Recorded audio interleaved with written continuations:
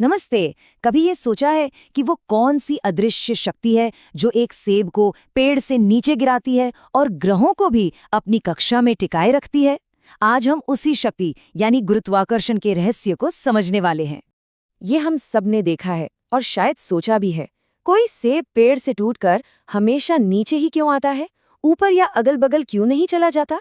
ये एक बहुत ही साधारण सा सवाल है, लेकिन यही सवाल हमें फिजिक्स के सबसे गहरे रहस्यों में से एक की तरफ ले जाता है। तो चलिए जानते हैं कि ये रहस्यमय शक्ति, ये गुरुत्वाकर्षण आखिर है क्या। आइए इसकी तह तक पहुंचते हैं। तो देखिए, गुरुत्वाकर्षण ब्रह्मांड में मौजूद हर दो चीजों के बीच का एक आपसी खिंचाव है। ये एक यूनिवर्सल फोर्स है।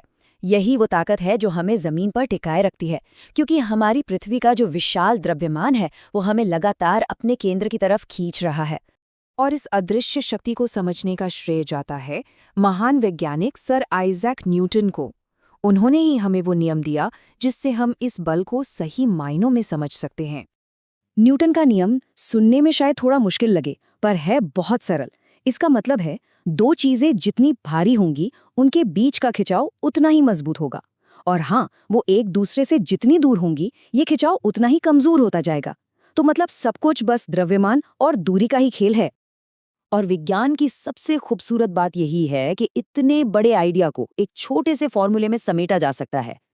ये फॉर्मूला गुरुत्वाकर्षण का, आप कह सकते हैं, एक तरह का मैथमेटिकल कोड है जो हमें इस बल को कैलकुलेट करने की ताकत देता है।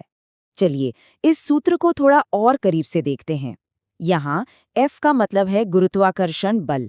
m1 और m2 उन दो वस्तुओं का द्रव्यमान है जिनके बीच हम बल को माप रहे हैं, और r उनके केंद्रों के बीच की दूरी है। और वो g क्या है, चलिए देखते हैं।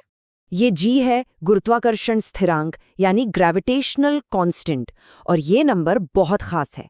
क्यों? क्योंकि इसका मान पूरे ब्रह्मांड में हर जगह एक जैसा ही रहता है। यही हमें गुरुत्वाकर्षण की असल ताकत बताता है।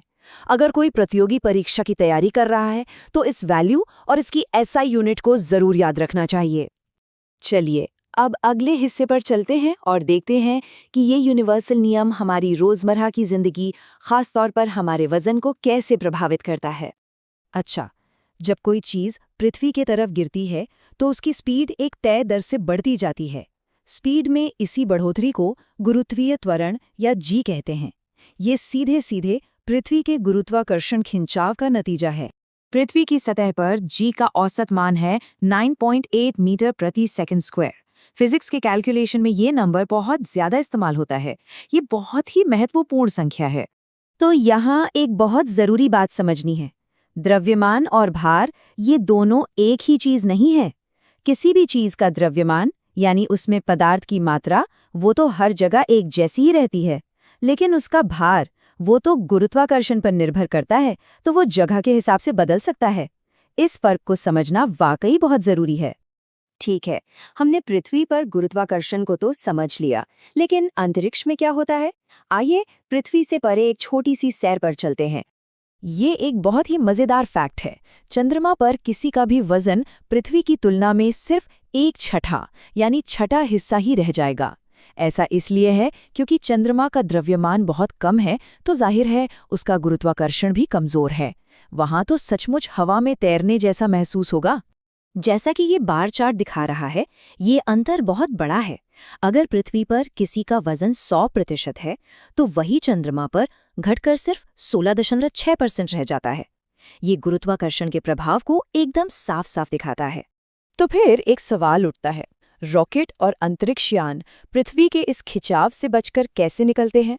वो पलायन वेग या एस्केप वेलोसिटी नाम की एक लिमिट को पार करते हैं। ये वो कम से कम स्पीड है जो किसी ग्रह के गुरुत्वाकर्षण को हमेशा के लिए पीछे छोड़ने के लिए चाहिए होती है। और पृथ्वी के लिए ये स्पीड है 11.2 किलोमीटर प्रति सेकंड।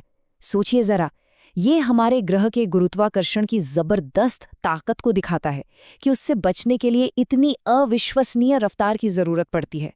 गुरुत्वाकर्षण का असर सिर्फ सेब गिराने तक ही नहीं है। यही वो बल है जो सैटेलाइट्स को हमारी पृथ्वी के चक्कर लगवाता है, हमारे सौर मंडल को एक साथ बांधे रखता है, और तो और बड़ी बड़ी आकाश गंगाओं को आकार देता है। सच में ये ब्रह्मांड का आर्किटेक्ट है। तो वो कौन सी मुख्य बातें हैं जिन्हें हमें याद रखना चाहिए? एक तो न्यूटन का नियम, दूसरा पृथ्वी पर जी का मान जो 9.8 है, तीसरा चंद्रमा पर 1/6 वजन वाला फैक्ट, और चौथा जी की इकाई। ये वो खास बातें हैं जो किसी को भी गुरुत्वाकर्षण को समझने में मदद करेंगी। और अब जाते जाते एक सवाल, अगर ये अदृश्य शक्ति, ये गुरुत्वाकर्षण होता ही नहीं तो क्या होता? कोई ग्रह नहीं, कोई तारे नहीं, कोई आकाश गंगाएं नहीं, बस खालीपन में तैरते हुए कण। ये बल ही तो है जो इस ब्रह्मांड को एक संरचना और एक मतलब देता है।